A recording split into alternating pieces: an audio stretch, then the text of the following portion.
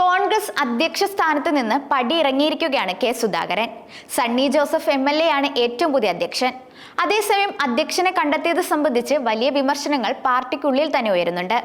അതിനിടയിൽ ഇപ്പോഴിതാ സുധാകരനെയും കോൺഗ്രസിനെ വിമർശിച്ച് രംഗത്തെത്തിയിരിക്കുകയാണ് CPM നേതാവ് EP ജയരാജൻ. ഫേസ്ബുക്കിലൂടെയായിരുന്നു അദ്ദേഹത്തിന്റെ പ്രതികരണം. സുധാകരൻ തന്റെ നേട്ടങ്ങൾ മാധ്യമങ്ങൾക്ക് മുന്നിൽ എണ്ണി പറയുന്നത് കേട്ടു. എന്നിട്ടും എന്തിനാണ് സുധാകരനെ മാറ്റി കോൺഗ്രസിന്റെ സംസ്ഥാന അധ്യക്ഷനായി സണ്ണി ജോസഫ് MLA നിയമിച്ചത്? കോൺഗ്രസിന്റെ സംസ്ഥാന അധ്യക്ഷനായി സണ്ണി ജോസഫ് MLA നിയമിച്ചത് എന്നത് സുധാകരനോട് ഉന്നതാധികാര സമിതി പറഞ്ഞിട്ടില്ല. സുധാകരൻ പറയുന്നതിലൂടെ മനസ്സിലാകുന്നത് സുധാകരനെ കോൺഗ്രസ് പുറത്താക്കി എന്നുള്ളതാണ്.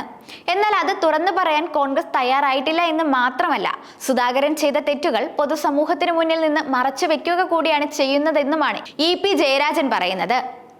ഇത് കോൺഗ്രസിന്റെ അകത്തും വലിയ പ്രശ്നങ്ങൾക്ക് വഴിവെച്ചിട്ടുണ്ട്. മറ്റൊന്ന്, കോൺഗ്രസിന്റെ അധ്യക്ഷനെ തീരുമാനിക്കാനുള്ള അധികാരം കോൺഗ്രസ് നേതൃത്വത്തിനോ ഉന്നതാധികാര സമിതിക്കോ ഇല്ല. അതിൽ കൃത്യമായ ബാഹ്യ ഇടപെടലുകൾ നടന്നു എന്നുള്ളത് വ്യക്തമാണെന്നും ബാഹ്യശക്തികൾ നിയന്ത്രിക്കുന്ന ഒരു പാർട്ടിയായി കോൺഗ്രസ് അധംപതിച്ചിരിക്കുന്നുവെന്നും അദ്ദേഹം പറയുന്നുണ്ട്. ജനാധിപത്യ പാർട്ടി എന്നുള്ള തരത്തിൽ ഒരു നടപടിയും അവർ സ്വീകരിച്ചില്ല. KPCC അല്ല ഇപ്പോൾ കോൺഗ്രസിന്റെ അധ്യക്ഷനായി സണ്ണി ജോസഫിനെ തീരുമാനിച്ചിട്ടുള്ളത്.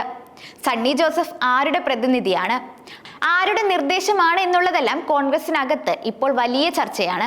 അതുപോലെ ഈ വിഷയവുമായി ബന്ധപ്പെട്ട് വെള്ളാപ്പള്ളി നടേശൻ ശക്തമായ ഭാഷയിൽ പ്രതികരിച്ചു. എന്നാൽ സണ്ണി ജോസഫിനോ കോൺഗ്രസിലെ ഏതെങ്കിലും ഒരു നേതാവിനോ വെള്ളാപ്പള്ളി ഉന്നയിച്ച കാര്യങ്ങളിൽ മറുപടി പറയാൻ ത്രാണിയില്ല എന്നും മനസ്സില്ല എന്നും, ഇത്തരത്തിൽ തങ്ങളുടെ പാർട്ടിയുടെ കാര്യങ്ങൾ പോലും പറയാൻ ത്രാണിയില്ലാത്ത കോൺഗ്രസ് ആരെ രക്ഷിക്കാനാണ്, ആരെ നയിക്കാനാണെന്നും അദ്ദേഹം ചോദിക്കുന്നുണ്ട്. കോൺഗ്രസിന്റെ ദുർബലാവസ്ഥയാണ് ഇതിലൂടെ വെളിവാകുന്നത്.